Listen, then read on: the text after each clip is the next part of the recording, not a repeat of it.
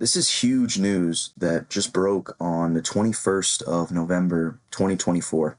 It was a report by a Congressional Subcommittee on Oversight, and this has not gotten any publicity anywhere. And to be honest, it's some news that I regret to inform about our senior military and Pentagon leadership. But before we begin, these are not my words. We might expound on parts of this every once in a while and explore the implications of what this all means, but these are not my words.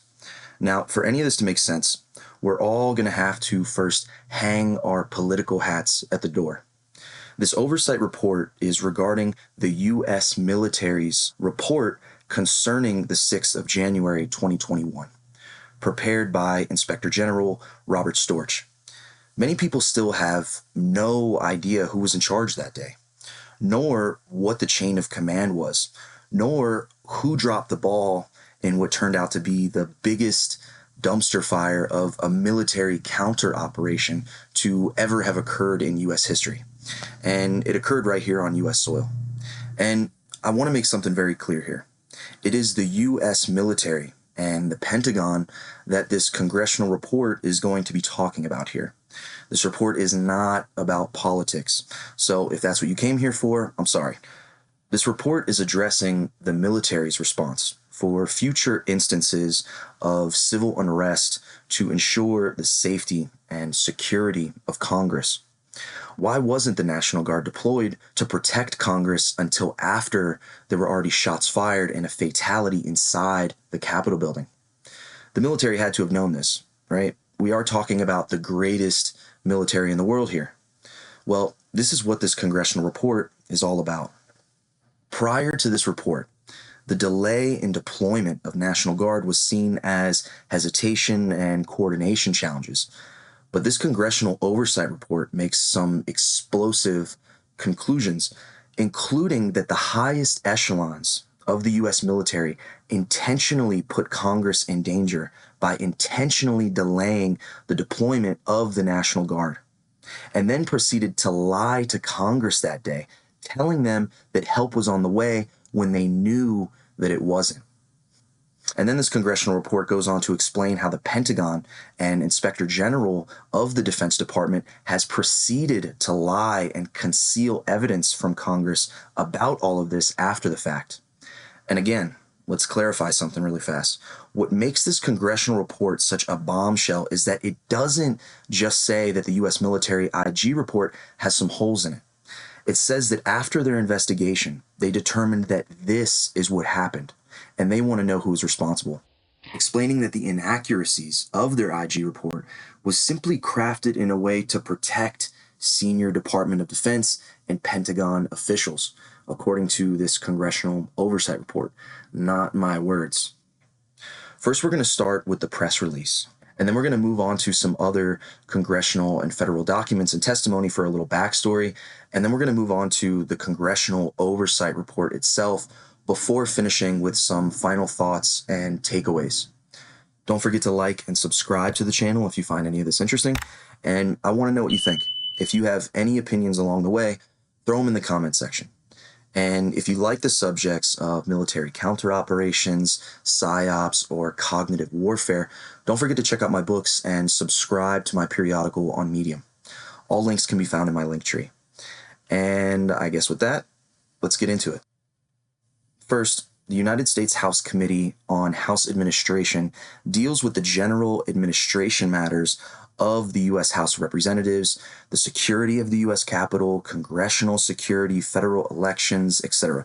It was formed in 1947 and is chaired by Republican Barry Loudermilk from Georgia, with its ranking member being Democrat Norma Torres out of California. If you want to find any oversight reports in these areas, you can visit cha.house.gov/oversight for more information. This brings us to the press briefing on this Congressional Oversight Subcommittee report, an official overview of what the report is about. And as jaw-dropping as the following conclusions are, the report is much, much more damning. It's titled, DOD Inspector General Concealed January 6 Evidence, and this was published on November 21st of 2024. Washington. Today, the Committee on House Administration's Subcommittee on Oversight Chairman Barry Loudermilk sent a letter to Department of Defense Inspector General Robert Storch demanding a correction of the DoD's factually inaccurate January 6 report as first reported by the Federalist. After a thorough investigation, the subcommittee uncovered evidence substantiating that the Department of Defense intentionally delayed the deployment of the D.C. National Guard to the Capitol on January 6, 2021. In addition, the DoD Inspector General concealed the extent and cause of the delay to protect Department of Defense and Pentagon leadership. The subcommittee found multiple instances where the DoD IG failed to disclose evidence that contradicted the DoD IG's erroneous conclusion. The DoD IG's report reflects an alarming failure to adequately evaluate the actions of senior DoD officials, including Secretary of the Army Ryan McCarthy, who failed to communicate deployment orders to Major General William Walker, the commander of the D.C. National Guard, on January 6. Quote, "My subcommittee worked with the DoD IG in good faith throughout our investigation to provide multiple opportunities for the DoD IG to produce corroborating materials or evidence to support their conclusions," end quote, said Chairman Loudermilk. Quote, "Unfortunately, the DoD IG continues to promote an inaccurate narrative that protects senior Pentagon officials and attempts to cast fault on the D.C. National Guard, who were ready and waiting less than 2 miles from the Capitol but unable to respond on January 6 due to lack of communication from the Secretary of the Army," end quote. He continues, quote, "My subcommittee released transcripts that show that not only were political concerns of optics at play, but that DoD officials continued to delay as the riot at the Capitol worsened. The evidence is conclusive. DoD officials misled Congress into believing that help was on the way with full knowledge that it wasn't," end quote. I want to repeat that, quote, "But DoD officials continued to delay as the riot at the Capitol worsened. The evidence is conclusive. DoD officials misled Congress into believing that help was on the way with full knowledge that it wasn't," end quote. And this press release continues, "Watch never-before-seen footage from HBO showing the Secretary of the Army's false statements to congressional leadership. At 3:18 p.m., Secretary McCarthy tells sheltering members of Congress that he is not blocking deployment of the National Guard, and while referencing the D.C. National Guard, shares that, quote, 'We have the green light, we are moving,' end quote. However, the Secretary of the Army's own timeline indicates that the D.C. National Guard did not physically leave the Armory until 1700 hours, or 5 p.m. Excerpts from the letter read, "Given the D.C. National Guard's history of success supporting both the federal government and the city government in responding to civil unrest, and the significant role that the Guard played in ensuring the safety and security of members of Congress at the Capitol on January 6, it is essential that report number 2022-039 accurately reflect objective facts so we can identify the serious problems, abuses, and deficiencies to recommend corrective actions consistent with the Inspector General Act of 1978.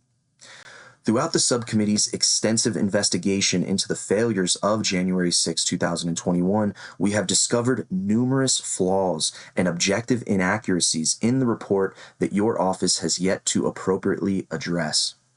In March of 2021, D.C. National Guard Major General William Walker testified before Congress that the Guard's response to the Capitol on January 6 was delayed by senior DoD officials. In April of 2024, Colonel Earl Matthews, Major General's legal advisor, Command Sergeant Major Michael Brooks, Major General Walker's senior enlisted officer, Brigadier General Aaron Dean, Major General Walker's adjutant general, and Captain Timothy Nick, Major General Walker's aide-de-camp, testified before Congress that the Secretary of the Army, Ryan McCarthy, was not in communication with the Guard and that their response to the Capitol was, quote, most certainly delayed by the Army, end quote. These key DC National Guard personnel were intentionally not included as witnesses by the DoD Inspector General. The subcommittee is deeply concerned that the DoD IG's failure to interview witnesses who testify to an account of events on January 6, which are contradictory to the report's conclusions, erode any suggestions that this report is correct or unbiased. A report that includes biased and incomplete statements to favor the Department of Defense and U.S. Army, while disparaging the DC National Guard, fails to represent the DoD Inspector General's philosophy and practice of producing unbiased, objective, impartial, and independent reviews, as well as recommendations grounded in evidence and free from external influence. Therefore, we are left with no choice but to reject report number 2022-039 and request that you publish a formal correction on behalf of the 10,432 congressional staff members and 535 members of Congress who donned gas masks and retreated from their chambers while the DC National Guard sat on buses waiting less than 2 miles away from the Capitol at the DC Armory for communications from Secretary Ryan McCarthy. Background. On November 16, 2021, the DoD Inspector General released a report titled, quote, Review of the Department of Defense's Role, Responsibilities, and Actions to Prepare for and Respond to the Protests and its Aftermath at the U.S. Capitol Campus on January 6, 2021, end quote. Otherwise known as DoD IG-2022-039. This report was the final product of the DoD Inspector General's investigation into the events of January 6, 2021.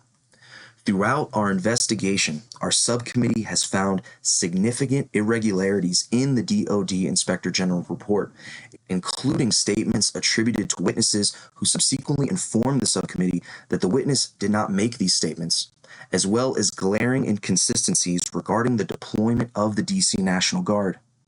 From our review of phone records, timelines, first-hand accounts, sworn testimonies, and after-action reports, there is considerable evidence pointing to an intentional delay at the Department of Defense in either deploying the National Guard or communicating the deployment order. To address the communication and security gaps experienced on January 6, 2021, between the Department of Defense and Congress, the subcommittee continues to pursue the transparency the American people deserve. Now, before getting into the report directly, I want to go over their National Guard timeline that this Congressional Oversight Subcommittee made, covering the days leading up to and the day of the 6th.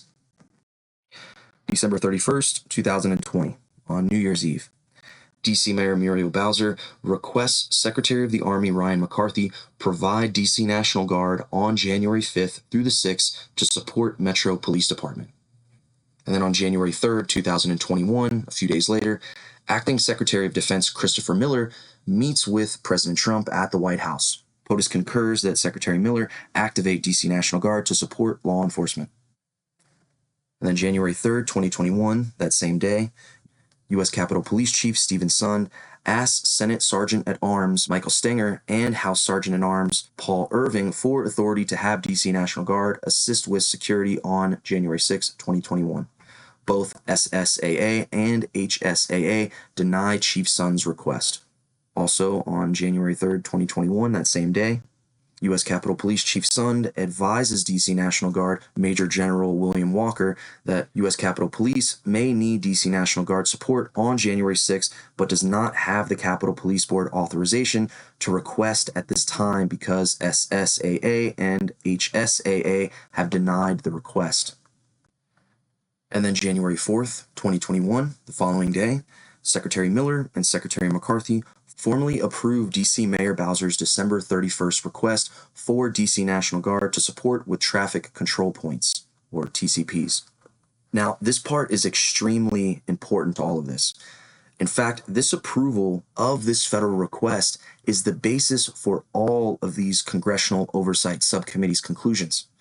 Let's lay out some backstory first on why this document granting the DC National Guard to the DC Mayor is so important. On any given Sunday, the Secretary of Defense would grant this request, and the commander of the DC National Guard would have just deployed them. And then all the chaos that day would have had to first get past the most powerful military in the world. So, how did the US get here? Why wasn't the DC National Guard deployed until after shots were fired and there was a fatality inside the Capitol building? Who lied to Congress saying that the DC National Guard was on their way when they knew that they weren't? And why wasn't it an open and shut case when Congress simply sat down DC National Guard Commander William Walker and asked him what happened? Well, it's because this particular federal request that was granted by Secretary of Defense Miller did more than just approve the DC National Guard on the 6th in DC. It also became the law of the land, so to speak, and changed the entire military chain of command for the next couple days in an unprecedented last-minute audible called less than 2 days prior. So before going any further, this federal request is very important to dissect. So, upon McCarthy asking Miller to grant the DC mayor's request, Secretary of Defense Miller responds back with this. He basically says, sure, I'll authorize you to approve her request for DC National Guard, but actually, now no one can do anything with the DC National Guard unless I say it's okay first. All of those bullet points are things that no one was then authorized to do from that point on. Basically nothing, even if directed by the DC National Guard commander, unless permission was first given by the very tippy top of the military, Secretary of Defense Miller. DC National Guard Commander William Walker, who we'll be hearing from in a moment, says that this was a career first for him to have his hands tied like that. And back to Miller's federal request here, it does say there at the bottom that Secretary of the Army McCarthy can employ a quick reaction force in a worst case scenario, but only if it is formally requested of him. A mandate that, according to Commander Walker's congressional testimony, that this completely defeated the purpose of a quick reaction force and also proved useless as the requests weren't granted until over 3 hours later anyways.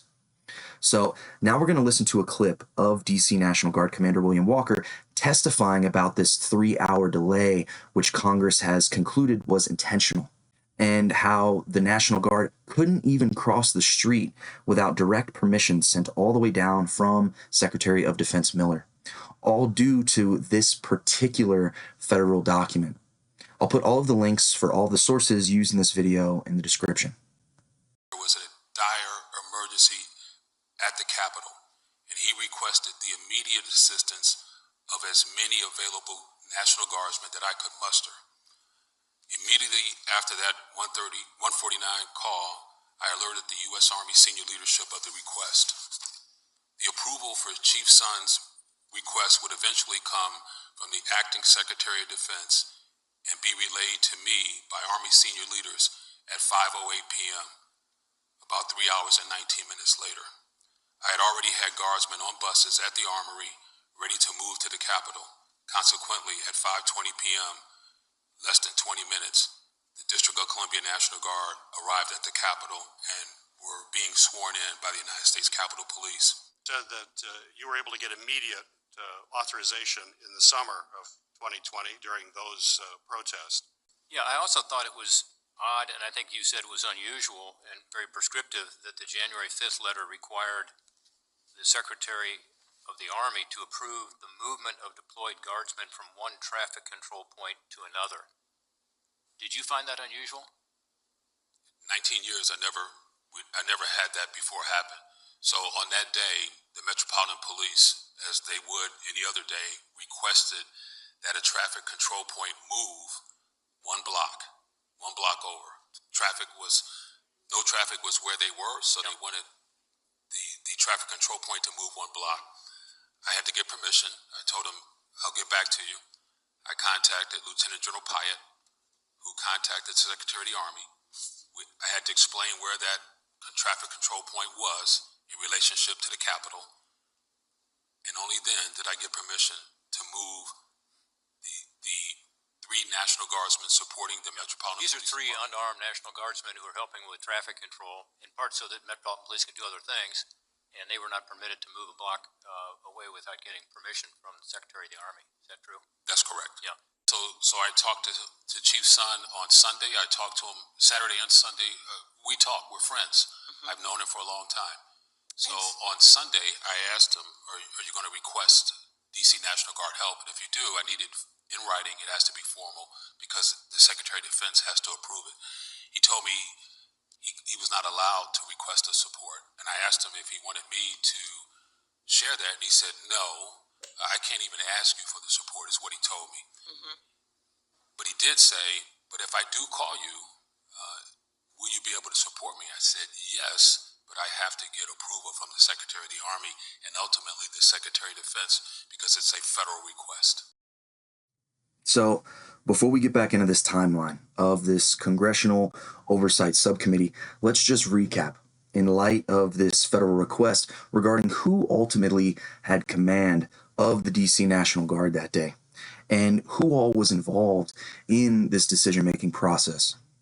So first, let's make something very clear, just to keep in mind as we continue along this congressional oversight timeline. The U.S. president is not just a politician. He's also the commander-in-chief of the U.S. Armed Forces, being the very, very top of the military totem pole, so to speak. And like I said, this report is not about politics. This is about the U.S. military's chain of command. And as Commander-in-Chief of the U.S. Armed Forces, the President can deploy National Guard at any time to protect the continuity of government. Mr. Miller's federal request doesn't apply to the head honcho. Mr. Miller is still number 2. And moreover, Washington, D.C. is a federal district and not a state, with the President having ultimate authority over federal security matters. Despite contrary belief, the mayor of D.C. and the Speaker of the House lack all military authority to tell the commander-in-chief of the U.S. military no if he should so decide to deploy U.S. Armed Forces in support of the continuity of government.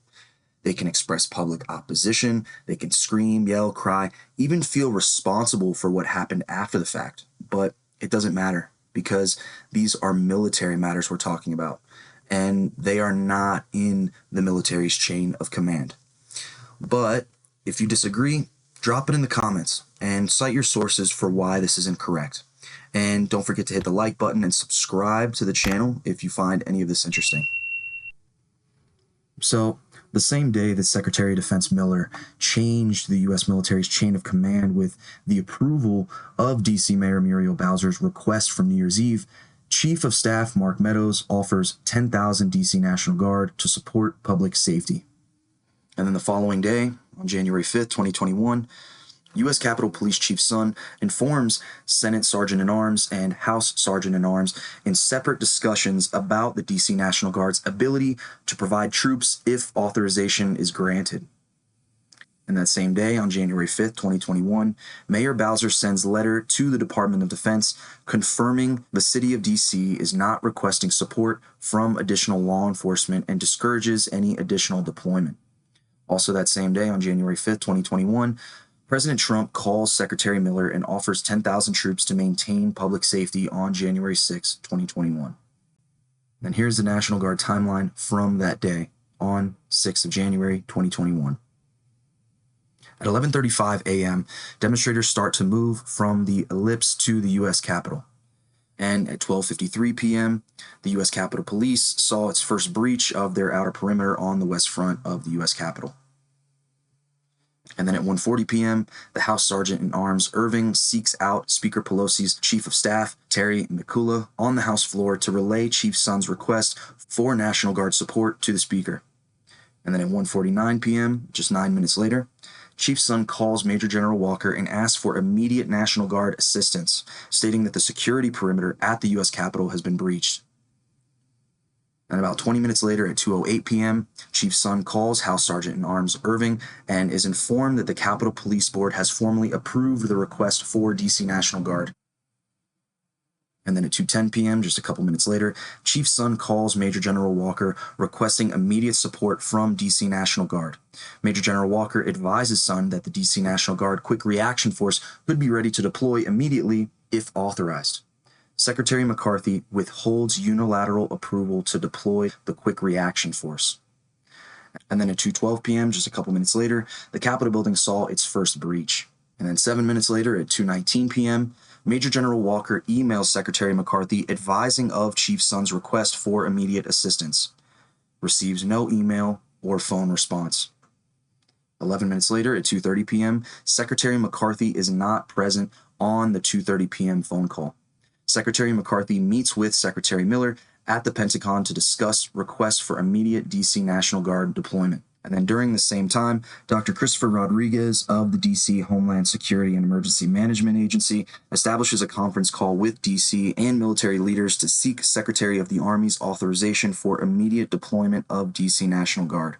Multiple participants recall Lieutenant General Pyatt and Lieutenant General Flynn state they don't like the, quote, optics of the National Guard standing in a line with the Capitol in the background, end quote. And their best military advice would be to recommend that Secretary McCarthy not support the request. And while this was occurring at 2:44 p.m., shots were fired inside the U.S. Capitol building. And then 6 minutes later at 2:50 p.m., while this was going on as well, members in the House gallery evacuate. And mind you, this was all while the D.C. National Guard Quick Reaction Force was still not authorized. And then at 3:04 p.m., Secretary Miller provides verbal approval to Secretary McCarthy for the immediate mobilization, activation, and deployment of the D.C. National Guard to the U.S. Capitol, including the deployment of a Quick Reaction Force. And then at the same time, at 3:05 p.m., there was a secure video teleconference, or SVTC, initiated between D.C. National Guard and Secretary McCarthy's senior leadership. At 3:05 p.m., Secretary McCarthy provides update to Speaker Pelosi and Senator Schumer regarding this 3:04 p.m. conversation with Secretary Miller. And then less than 15 minutes later, Secretary McCarthy calls Senator Schumer and Speaker Pelosi again, explaining that Secretary Miller has indeed approved immediate D.C. National Guard mobilization. And then at 3:26 p.m., just a few minutes later, Secretary McCarthy calls Mayor Bowser and Metro Police Department Chief Conti to tell them there has been no denial of their requests and conveys Secretary Miller's approval of the immediate activation of D.C. National Guard. And at this same time, Chief Sun calls Major General Walker requesting immediate assistance. Major General Walker informs Sun D.C. National Guard deployment authorization has not been communicated by Secretary McCarthy. And then about 20 minutes later at 3:46 p.m., Chief Sun again calls Major General Walker requesting immediate assistance. Major General Walker reiterates he has not received deployment approval from Secretary McCarthy. And then 2 minutes later at 3:48 p.m., Secretary McCarthy leaves the Pentagon for Metro Police Department headquarters to meet with Mayor Bowser and Metro Police Department Chief Conti to develop an operational plan, or O-plan. Secretary McCarthy stops at the FBI headquarters along the way. And then about 30 minutes later or so, Chief Sun again calls Major General Walker requesting immediate assistance. Major General Walker emphasizes he has not received deployment approval. And about 8 minutes later at 4:30 p.m., Secretary McCarthy calls Secretary Miller again to brief him on the O-plan. Neither D.C. National Guard nor U.S. Capitol Police are involved in the development of this O-plan. And then about 5 minutes later, there's a fatality inside the U.S. Capitol building. Then about 10 minutes later after that, Secretary McCarthy participates in national news press conference with Mayor Bowser stating that the D.C. National Guard has been mobilized, despite approval not yet communicated to Major General Walker. And then about 20 minutes later, Major General Walker receives order via SVTC to deploy D.C. National Guard from Secretary McCarthy's Chief of Staff, General McConville, in passing. And then at 5:08 p.m., the first D.C. National Guard bus departs D.C. Armory. And then about 10 minutes later, the D.C. National Guard arrive at the U.S. Capitol Police headquarters to be sworn in by U.S. Capitol Police. And then about 35 minutes later, the D.C. National Guard guardsmen arrive at the U.S. Capitol. At 6 o'clock at night. It wasn't even 2 o'clock yet when the request was first made. That's 3 hours of no one being able to get a hold of anyone, only for the order to be given in passing. One of those, quick, who has authority? McCarthy said it on national news 20 minutes ago, so it must be legit. Oh yeah, I'm his chief of staff, so I can relay you the authority on his behalf. Here you go. It's absolutely reprehensible. It went well beyond their first rationale of optics, as this report will point out. There was a 4-hour window in which just 3 people at any time could have deployed the D.C. National Guard. Inevitably, shots were fired, a fatality occurred, it's caused immeasurable political instability, and Congress was put in danger because of this, quote, intentionally, end quote, failed military counteroperation. And outside of these three people, Congress doesn't know who else was involved, broad stroking the conspirators as, quote, the Department of Defense, end quote. So before we get into the report itself, let's finish this timeline solely based on congressional record.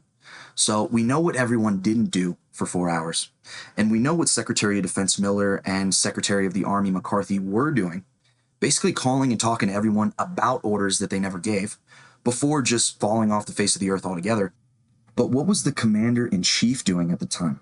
After all, he has the ultimate authority over the military, especially in times like this, with the US president being the only other person out of three people in the entire US military chain of command who could have given orders to deploy the DC National Guard that day. When did he find out, and was his response any different than the former two? So we can only go off of sworn testimony and official record. So this is from a 723-page, largely redacted set of documents that were released by Special Counsel Jack Smith from his now closed investigation into now President-elect Donald Trump. This section in particular is of an interrogation with Mr. Trump's chauffeur, who first broke the news to him when the riot first broke out.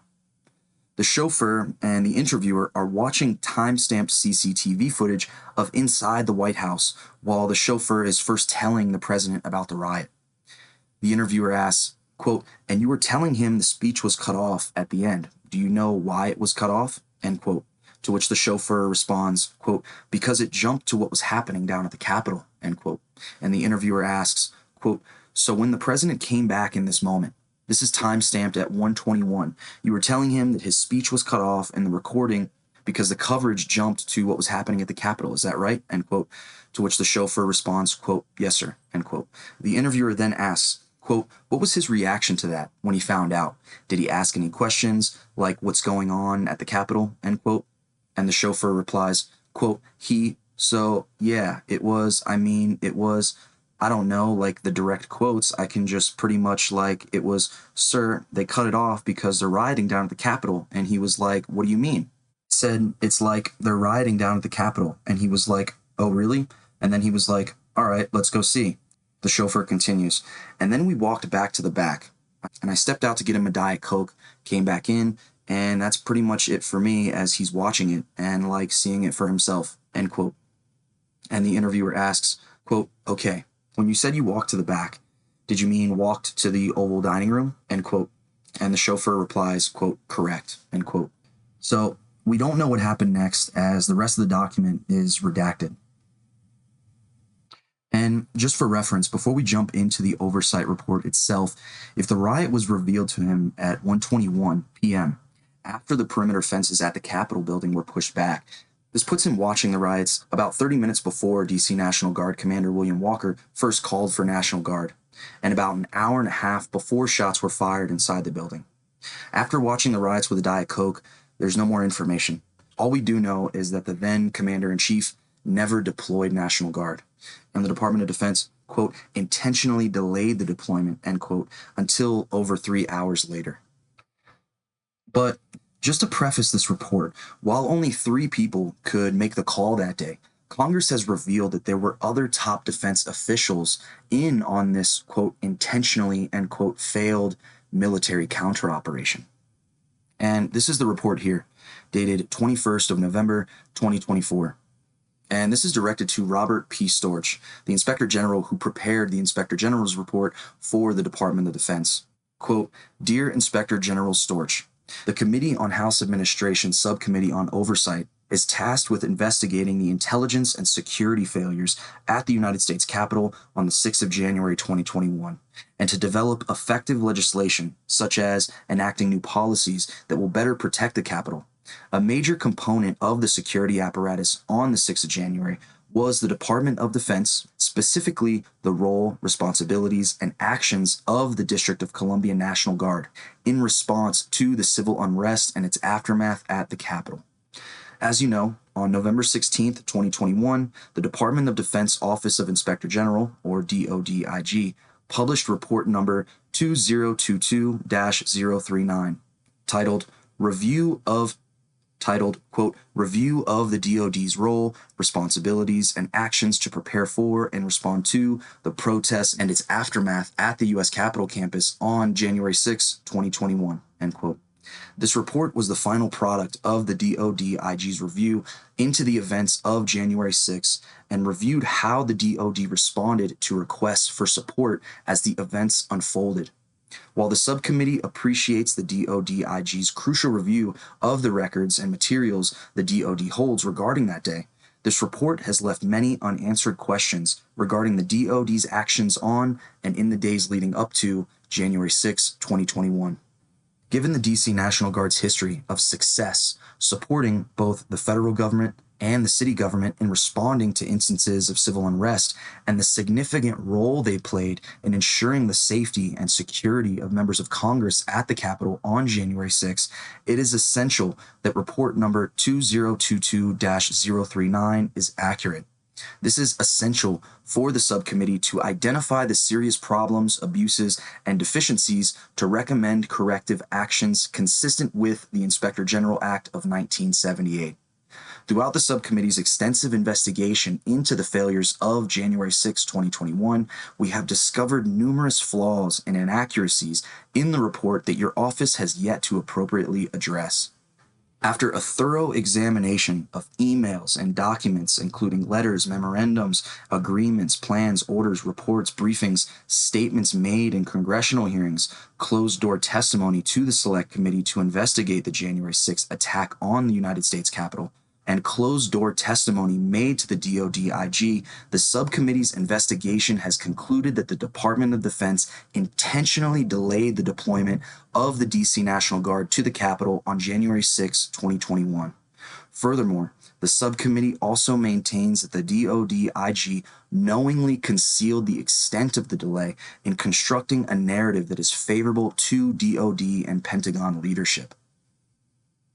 In March 2021, In March 2021, DC National Guard Major General William Walker testified before Congress that their response to the Capitol on January 6 was delayed by senior DoD officials. In April 2024, Colonel Earl Matthews, Major General Walker's legal advisor, Command Sergeant Major Michael Brooks, Major General Walker's senior enlisted officer, Brigadier General Aaron Dean, Major General Walker's adjutant general, and Captain Timothy Nick, Major General Walker's aide-de-camp, testified that the Secretary of the Army, Ryan McCarthy, was not in communication with the DC National Guard and that the response to the Capitol was, quote, most certainly delayed by the Army, end quote. These key DC National Guard personnel were intentionally not included as witnesses by the DoD IG. The subcommittee is deeply concerned that the DoD IG's failure to interview witnesses who testify to a contradictory account of events of January 6 erode any suggestion that this report is correct or unbiased. Further, one of the most damaging claims published within report number 2022-039 are quotes attributed to non-senior Army individuals who claimed that in Major General Walker's March 2021 testimony before Congress, the two-star general made comments that were, quote, mischaracterized, end quote, contradicting, end quote, and, quote, not true, end quote. As you know, a witness who lies to Congress can be convicted of perjury.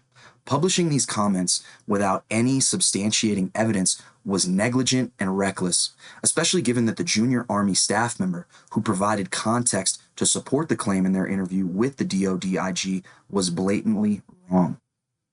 The claim, quote, one of the things Major General Walker said was that the National Guard had all of their equipment in their trucks, in their vehicles. That's not an accurate statement, end quote. As the DoD IG is aware, then Colonel Craig Hunter, who was the DC National Guard's Task Force Guardian Commander, testified under oath twice, once to the DoD IG and again to the Select Committee, acknowledging that the DC National Guard did in fact have their equipment, unbeknownst to Army leadership at the time. Even so, these statements remain published as historical record. The DoD IG report concludes that DoD actions to prepare for and respond to the protests at the U.S. Capitol on January 6, 2021 were, quote, appropriate, end quote, quote, supported by requirements, end quote, and, quote, reasonable in light of the circumstances, end quote. However, the subcommittee disagrees with the DoD IG's conclusions following a full investigation into the DoD's actions and inactions on January 6. Subcommittee findings. The first one was Secretary McCarthy's failure to communicate the Secretary of Defense's order to the D.C. National Guard commander to immediately deploy forces to the Capitol at 3:04 p.m. The second is failure of Secretary McCarthy to communicate directly with the D.C. National Guard commander between 2:00 p.m. and 6:00 p.m. IG report states the calls took place despite both parties stating under oath that the calls never took place. The third is failure to review the purpose and significant delay incurred for the deployment of the CON-OP that was neither requested, needed, nor utilized, and to this day has never been produced. And the fourth, IG finding that DC National Guard was not prepared for the civil disturbance mission, despite the knowledge that Secretary McCarthy had recently received comprehensive briefings on DC National Guard capabilities and observed rehearsals on civil disobedience operations by DC National Guard personnel. The inability of the DoD IG to adequately review these and other DoD actions on January 6 has informed the subcommittee's findings that DoD IG is complicit in intentionally concealing DoD actions to delay the DC National Guard's response to the Capitol on January 6. The subcommittee appreciates the important work of inspectors general and, in particular, the DoD IG's commitment to independence, integrity, excellence, and transparency. For that reason, the subcommittee has worked with the DoD IG in good faith to provide multiple opportunities to produce corroborating materials and absolute evidence to support the findings within report number 2022-039. In comments provided to the subcommittee in response to a discrepancy within the report, the DoD IG responded with, quote, as a fundamental matter, it is neither unreasonable nor unusual that witnesses to particular events, especially involving stressful, fast-paced, and multifaceted activities such as occurred on January 6, 2021, may recall certain matters but not others, and the recollections of events may differ from each other, end quote. In response to another discrepancy in the report, the DoD IG responded, quote, Secretary McCarthy's description of the circumstances document the frantic pace under which the Secretary and his immediate staff were operating at the time. As a result, we are not surprised by the Secretary's lack of certainty about whether he spoke with Major General Walker, end quote. Inventing a critical phone call between Secretary McCarthy and Major General William Walker in the absence of any evidence violates all investigative standards. A report that includes biased and incomplete statements to favor the DoD and U.S. Army while disparaging the DC National Guard fails to represent the DoD IG's philosophy and practice of producing unbiased, objective, impartial, and independent reviews, as well as recommendations grounded in evidence and free from external influence. Therefore, we are left with no choice but to reject report number 2022-039 and request that you publish a formal correction on behalf of the 10,432 congressional staff members and 535 members of Congress who donned gas masks and retreated from the House and Senate chambers while the D.C. National Guard sat on buses waiting less than 2 miles from the Capitol at the D.C. Armory because of a lack of communication from Secretary Ryan McCarthy. On the 4th of June, 2024, the subcommittee reached out to the Council of the Inspectors General on Integrity and Efficiency, or CIGIE, an independent entity that focuses on addressing integrity and efficiency within offices of Inspectors General across the federal government, seeking guidance on the revision or retraction of report number 2022-039. This request was referred by CIGIE to the DoD IG, which has yet to be addressed. In July of 2024, CIGIE Chairman Greenblatt testified that there is precedent, and it is, quote, wholly appropriate to take down whatever is wrong and replace it with something that is factually accurate, end quote. The subcommittee respectfully requests a full correction of this report to ensure the accurate preservation of historical records. As such, we are committed to continuing our good faith relationship with the DoD and DoDIG and look forward to assisting your office in correcting this report. Please provide a written response no later than December 4th of 2024. Should you have any questions concerning this correspondence, please contact the subcommittee at 202-225-2338. Thank you for your cooperation with this important oversight matter. Sincerely, Chairman Barry Loudermilk. Now we're going to get into final thoughts from all of this. What does this mean? What happens now? Well, with this Congressional Oversight Report and the conclusions of the subcommittee, the Department of Defense and the Pentagon has now officially been informed as of the 21st of November 2024 that Congress has rejected their IG report, saying that it was factually inaccurate and that, quote, the Department of Defense intentionally delayed the deployment of the National Guard, end quote, thus intentionally putting Congress in harm's way, and then lied to Congress that day, saying the DC National Guard were on their way when they knew that they weren't, whereby the subcommittee is now requesting that the Department of Defense provide, quote, a full correction of this report, end quote, to determine who all was involved, due by the 4th of December, 2024. So that's definitely something we're going to have to be on the lookout for.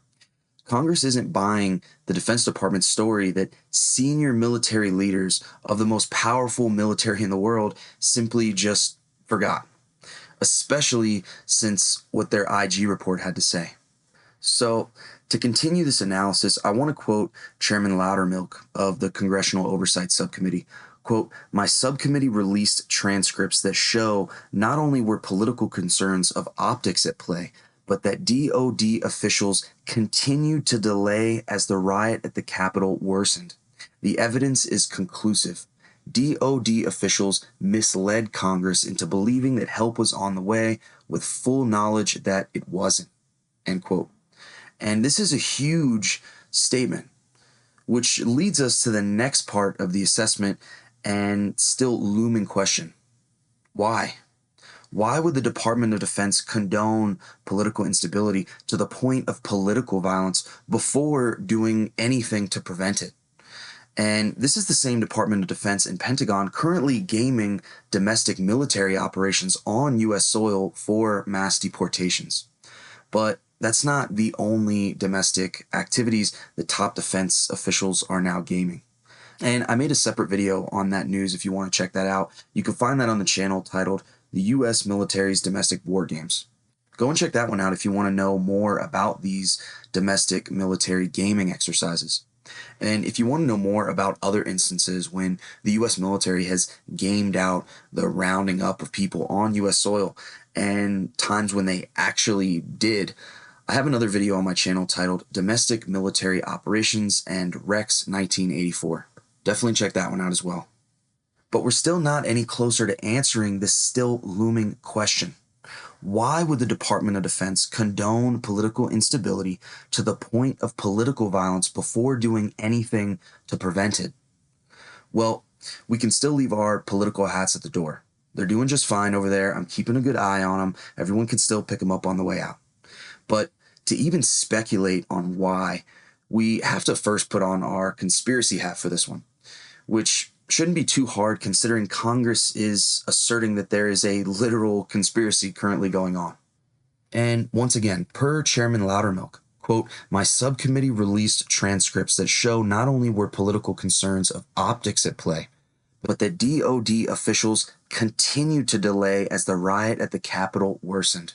The evidence is conclusive. DoD officials misled Congress into believing that help was on the way with full knowledge that it wasn't, end quote. And once again, just to highlight the report itself, quote, the Department of Defense intentionally delayed the deployment of the DC National Guard to the Capitol on January 6, 2021, end quote. And let's not forget also from the report, the, quote, DoDIG is complicit in intentionally concealing DoD actions to delay the DC National Guard's response to the Capitol on January 6, end quote. So with that, let's jump down the rabbit hole of the possibilities and try to determine why. Well, first, this Congressional Oversight Subcommittee has ruled out optics, as the Pentagon and DoD's intentional delay went beyond this. So, what are all of the other possibilities for why they would have intentionally done this?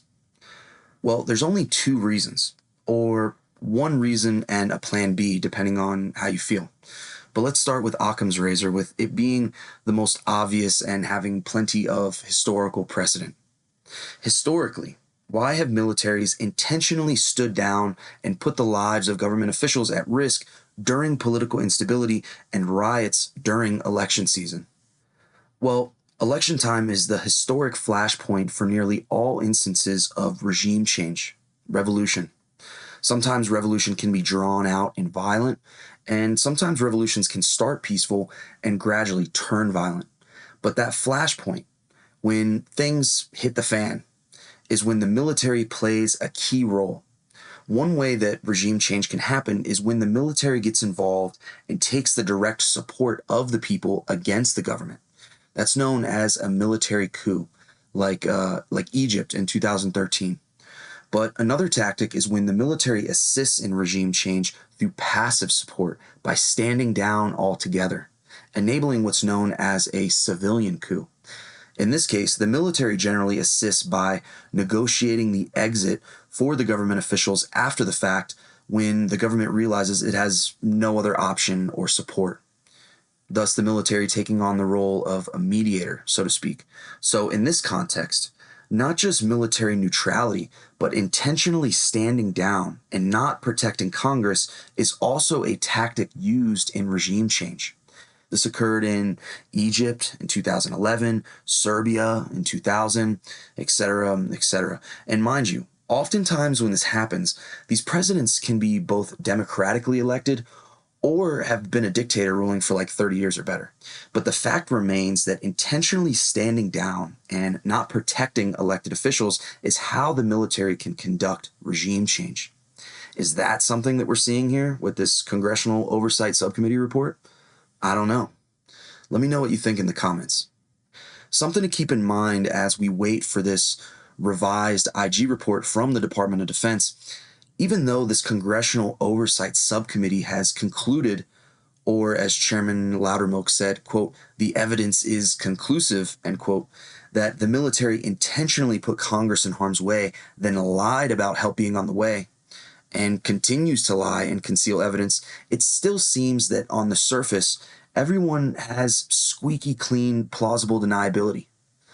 Even though the commander-in-chief of the U.S. military watched it all unfold live with a Diet Coke, he still approved mobilizing the D.C. National Guard to support local law enforcement on the 3rd of January of 2021.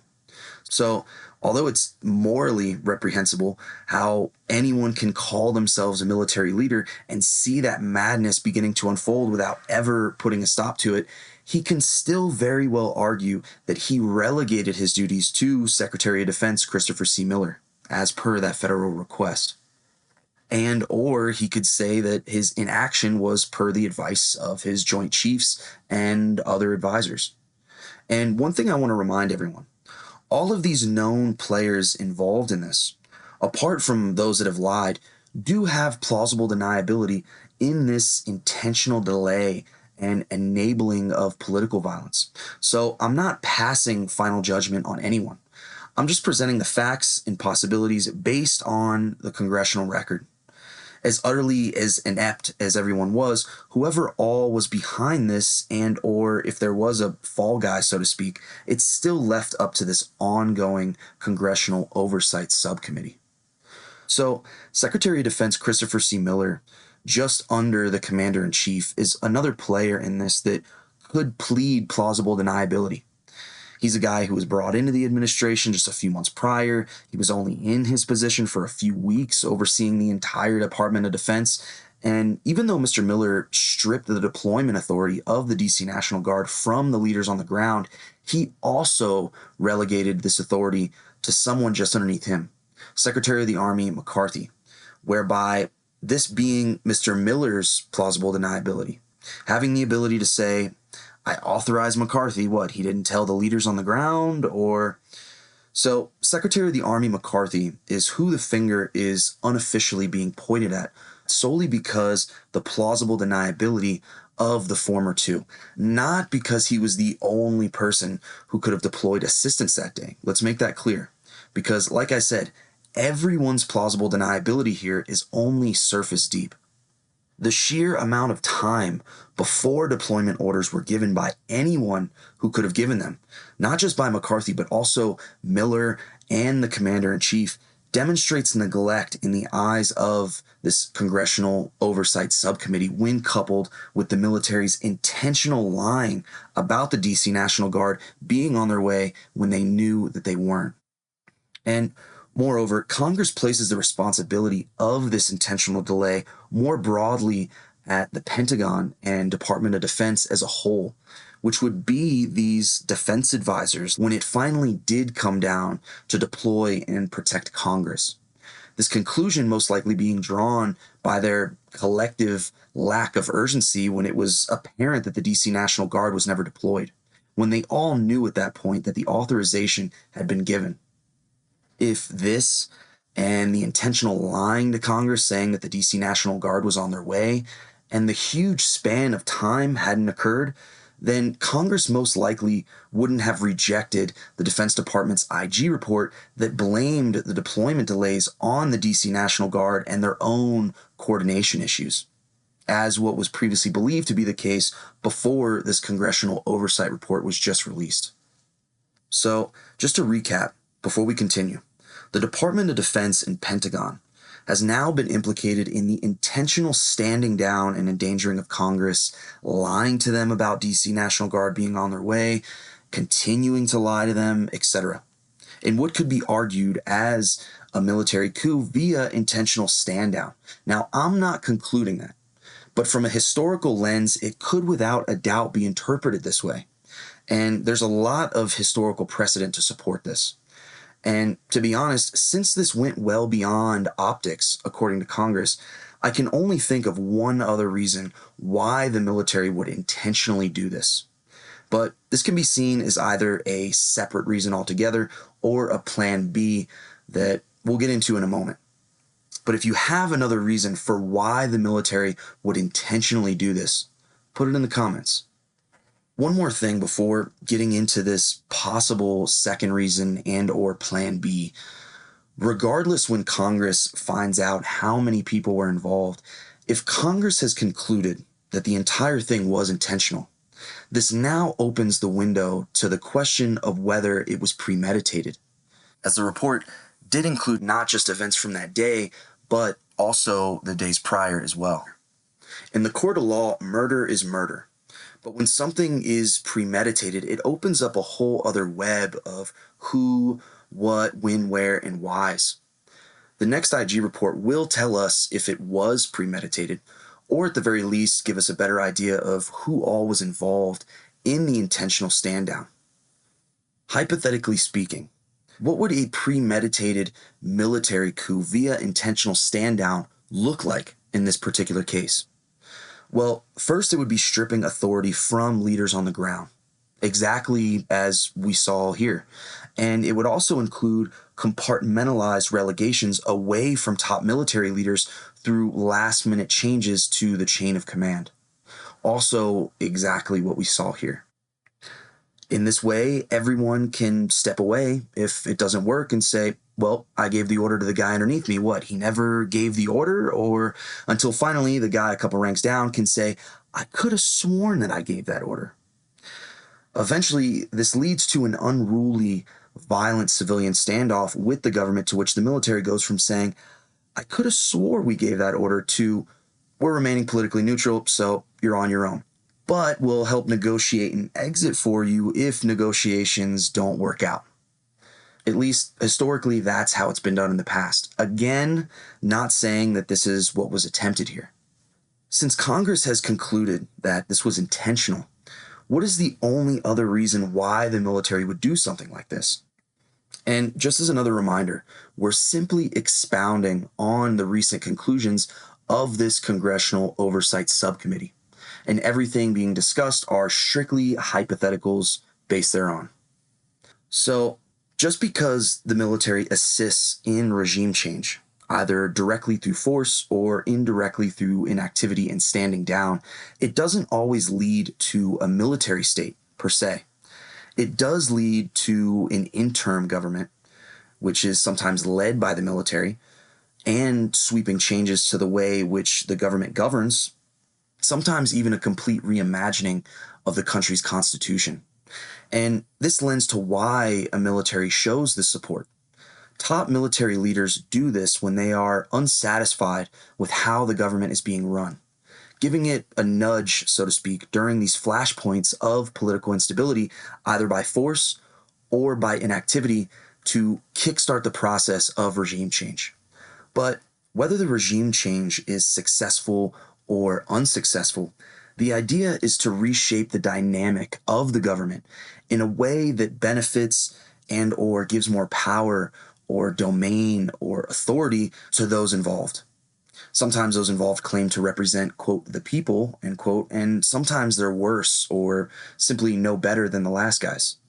So to follow this thread, in light of Congress concluding that the military intentionally delayed the deployment of DC National Guard and intentionally endangered Congress, has the Pentagon benefited and or gained more power, domain, or authority on U.S. soil in the wake of what they enabled that day? Well, believe it or not, this happens if a military/civilian coup is successful or not. To counter terrorism and insurgency with whoever is considered such afterwards, whether it be the government officials or the population, military doctrine calls to gain or maintain control and influence over the entire operational environment. So basically everything that isn't glued down, from the economy to politics to the judicial system to perceptions of the population and everything in between, as per Field Manual 3-24. And this also being the definition of a gold mine for those assisting on the right side of these counter operations. The Pentagon and the defense community as a whole is comprised of many individuals who serve dual roles: defense advisors and service providers, in obvious conflict of interest. These intricate relationships are known as the military-industrial complex. It's a private-public partnership meant to save taxpayer money and drive innovation and all the best minds into the corner of the West. Over the previous century, private interests have encroached more and more and more into the defense sector. So much so that the 20-year Afghanistan war following 9/11 was conducted by 70% private military companies. And granted, a large majority of these were just cooks, mechanics, etc. But about 15% of those were defense contractors like mercenaries, strategic communicators, etc. And this has caused serious discussions in the defense community, with advisors such as Sean McFate of the Atlantic Council begging the question: in the future, will 80% of wars be fought by private military companies? 90%? So when we say the Pentagon or Department of Defense, private interests are deeply embedded into it, half of a whole, known as the military-industrial complex. So now that we've defined our terms, let's get back to the question so we can determine an answer. Has the Pentagon benefited and or gained more power, domain, or authority on U.S. soil in the wake of their intentionally delaying deployment, putting Congress in danger, and enabling political violence? Well, throughout this history, the military-industrial complex has had unfortunate downstream effects that have proven not to be in the best interests of the West. The worst part, and something that the U.S. tries to stay vigilant about, is when contractors aim to create a self-sustaining, perpetual war economy, creating chaos for profit to ensure that their defense services are always required. One such instance was Eric Prince's Blackwater. And Blackwater was a mercenary group that drove a deeper wedge between relations in the Middle East, so much so that the US government had to issue a formal apology because of the instability they were causing, despite being paid to do the opposite. And there's also countless incidents of top defense officials being bribed by private companies to acquire contracts. The most recent and notable example of a private military contractor creating chaos for profit was a company called SCL Group. SCL Group was a premier military contractor within the unregulated influence industry known as strategic communications. This company went around the world destabilizing countries and politics, working for politicians, helping them to get elected with their military communications tactics. Micro-targeting conspiratorial-minded individuals online, having mental health vulnerabilities, with fear-based disinformation to exacerbate their conditions. And technically, this is to mobilize voters, get them to donate to a cause, etc. And as we've talked about at length on this channel, these technologies and strategic communications tactics have been recognized by NATO as having some extremely concerning effects on mental health and democracy. And just after deploying this in politics, this military contractor then began working for the governments of these same countries to counter violent extremism, micro-targeting the very same demographics online to undo the harmful effects they cause in politics. SCL even carried out the same vicious cycle within the United States between 2014 and 2019. This premier Stratcom company, SCL Group, bypassed US election laws, according to the UK Parliament, by creating a front-facing shell company to micro-target the same vulnerable demographic in US politics with its military tactics. Doing so all before creating the US State Department tactics to counter violent extremism.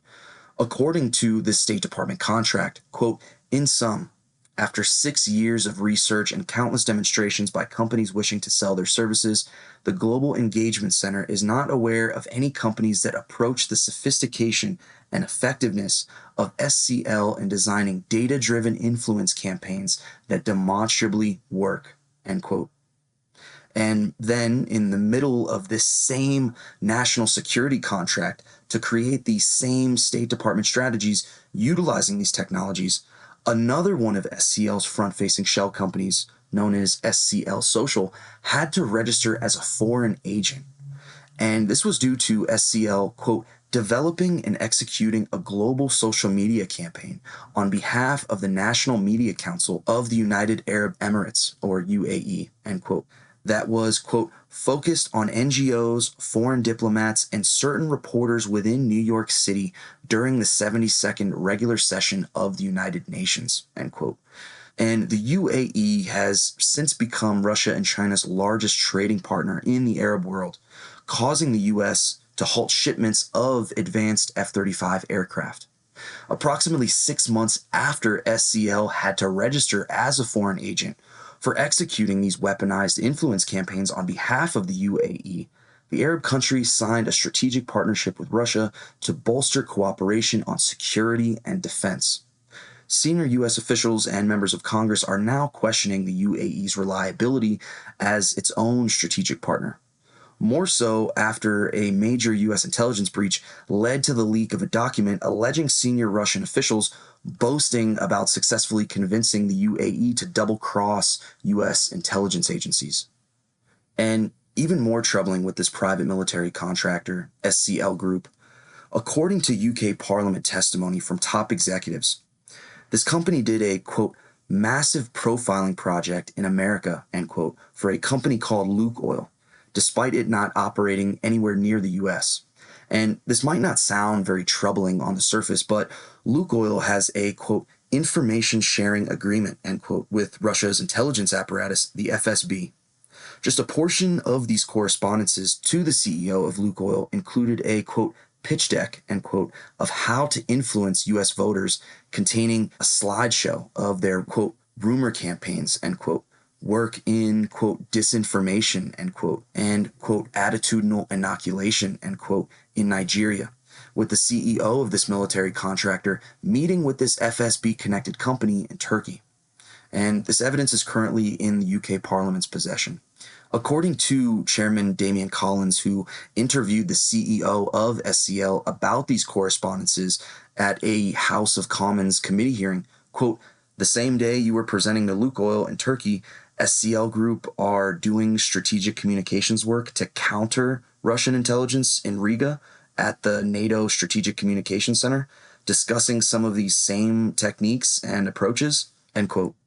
The CEO responds by admitting they worked with this company, saying that, quote, "The work we were doing," end quote, for Lukoil was, quote, "using big data to target and segment audiences," end quote, while the work they were doing for NATO was, quote, "using behavioral communications to deliver messages," end quote.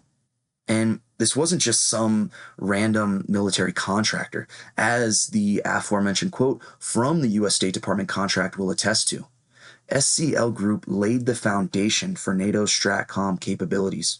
And despite all of this, when the company was brought to the attention of U.S. Congress, they did absolutely nothing about it.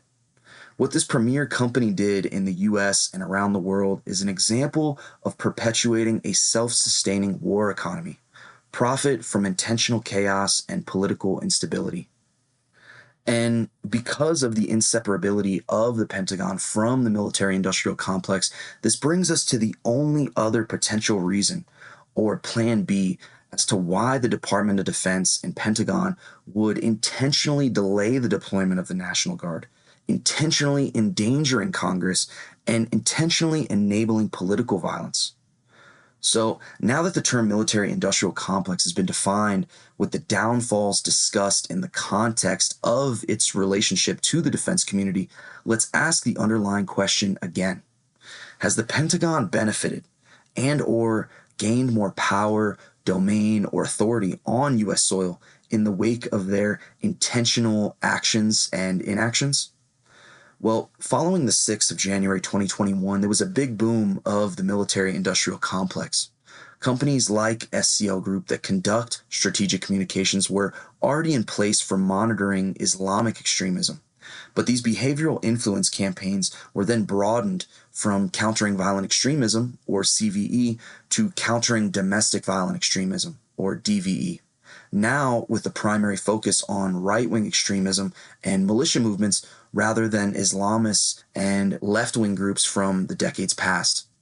With these data-driven behavioral influence campaigns relying on data collection techniques that raise some very serious and important concerns. And we're going to come back to the data aspect in just a moment, which is inarguably more powerful than the money gained from these contracts. The Domestic Terrorism Prevention Act was first introduced in 2019, but failed to pass Congress. It finally passed in the wake of the Pentagon and Department of Defense's intentional inactions at the U.S. Capitol building. Defense intelligence gathering on U.S. soil has long since been permitted. But following this bill, new offices were created and mandates were issued across multiple federal agencies while also expanding the breadth of their operations. And thus this expanded the workload of the military-industrial complex that assists in these efforts of data analysis, social media monitoring, psychological profiling, predictive analytics, facial recognition, cybersecurity, surveillance technology, digital forensics, strategic communications, etc., and thus drastically increasing the market size of the entire defense market. And not just in the U.S., this shift towards preventative measures to counter domestic violent extremism was adopted around the world. But when we stop and think about this for a second, it sounds crazy. The DoD and Pentagon, filled with civilian defense advisors of the military-industrial complex, intentionally delaying the deployment of the DC National Guard and intentionally putting Congress in danger, just to nearly double the market size of the defense market. Well, why else could it be? Why else would the Pentagon and senior Defense Department officials intentionally do that? This is Congress saying that the most senior officials in the DoD and Pentagon intentionally delayed the deployment of the DC National Guard and intentionally put Congress in danger. Not me, not my words. Why else would they do that? Either this was a military-enabled civilian coup by inactivity and intentional military stand-down, or it was done for money. And if you have another reason for why the military would intentionally do this, again, put it in the comments. Whether the latter was the reason or just a plan B, I previously pointed out evidence of a perpetual war economy being stimulated in the US by the premier military contractor SCL Group, a red flag which Congress did absolutely nothing about when it was brought to their attention. Despite the pleas of the UK Parliament for the US to look into this military contractor, whereby through lack of accountability, chaos and political instability for profit has already shown to be enabled by this same Pentagon and Department of Defense, as this all occurred around the same time period. There are other deep political connections between this military contractor and multiple presidential administrations, but that's a whole other conversation for another time. So, okay, maybe those are just private military companies working a system that has no safeguards in their favor. To even think that civilian defense advisors could have that much influence and access to classified intelligence within the Pentagon, so much so to intentionally stimulate some sort of domestic war economy. That's a whole other thing, right? Well, this has already been done in recent past. In 2008, the New York Times exposed quote-unquote retired high-ranking military analysts with Major General Paul E. Vallely leading the charge, who were portrayed in the U.S. news media as independent and objective. But in reality, they were not only under the tutelage of the Pentagon, but private military contractors vested in the very same war policies that they were asked to assess on air. And collectively, these few dozen analysts represented more than 150 military contractors, either as lobbyists, senior executives, board members, or consultants. Mr. Vallely and this milieu of quote-unquote retired high-ranking military officers knowingly pushed the Pentagon's long-since debunked disinformation pretext for the Iraq War, whilst simultaneously working directly for private military companies to advance the exact same war agenda. These supposed quote-unquote retired generals were in hundreds of private briefings with senior military leaders, including officials with significant influence over contracting and budget matters, even given access to classified intelligence briefed directly by officials from the White House, the State Department, and Justice Department. Records and interviews show that State Department and Joint Chiefs of Staff used its control over access and information to transform these analysts into an instrument intended to engineer a thirst for war, all while they were working for private military companies to do the exact same thing. And interesting to note that Major General Paul Vallely and Lieutenant General Thomas McInerney, who led the charge in these Middle Eastern war efforts, were also the very ones who many would later point to as validation for many of the conspiracy theories that led to the 6th of January. Just an interesting side note worth mentioning. So before we wrap up, let's go back to the data. Inarguably the most powerful part of this chaos for profit and influence theory. The Domestic Terrorism Prevention Act created new offices within federal agencies meant to improve coordination and intelligence sharing. A company called Palantir was created in the wake of 9/11 to solve the interagency dilemma that while every department must work together in the name of terror, some data can't laterally be shared for analysis and pattern recognition. It was decided that using Palantir's commercial software would solve this. And since these early days, Palantir has extended its data mining and analytic tools across all echelons of the government, having an extremely large market share on this work that some could argue nears monopolization. And it was discovered through a litigation with the NYPD that Palantir retains all analyzed data during these government contracts as its, quote, intellectual property, end quote. And this is extremely concerning considering the dangerous things that can be done with AI and big data to influence the cognitive brain function of entire populations and how they perceive events, people, etc. I discuss this in a separate video on my channel titled, quote, "How can AI and data be used to brainwash you? And what is the government doing with your data?" End quote. Go check that one out for more information and make sure to leave a comment. Retaining analyzed data seems to be a fairly normal practice for not only Palantir, but for other data analytics companies as well. Interesting to note, though, that these two premier military contractors, SCL Group and Palantir, have had the same employees working on these contemporary technologies that alter cognition through the internet. And there are much more interesting political connections between SCL Group, the founder of Palantir, and the same presidential administration that the 6th of January 2021 occurred under. But that too is a discussion for another time. So the question that we're still left with at the end of this video is why? Why would the military intentionally stand down and intentionally put Congress in danger and then lie to them, saying that the DC National Guard was on their way when they knew that they weren't?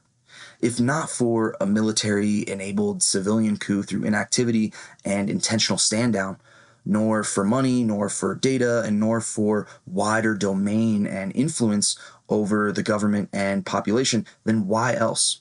Because Congress isn't buying the Defense Department story that senior military leaders of the most powerful military in the world simply just forgot, especially considering what their IG report had to say. The DoD now has to resubmit their revised report by the 4th of December 2024. So that's definitely something we're just going to have to be on the lookout for.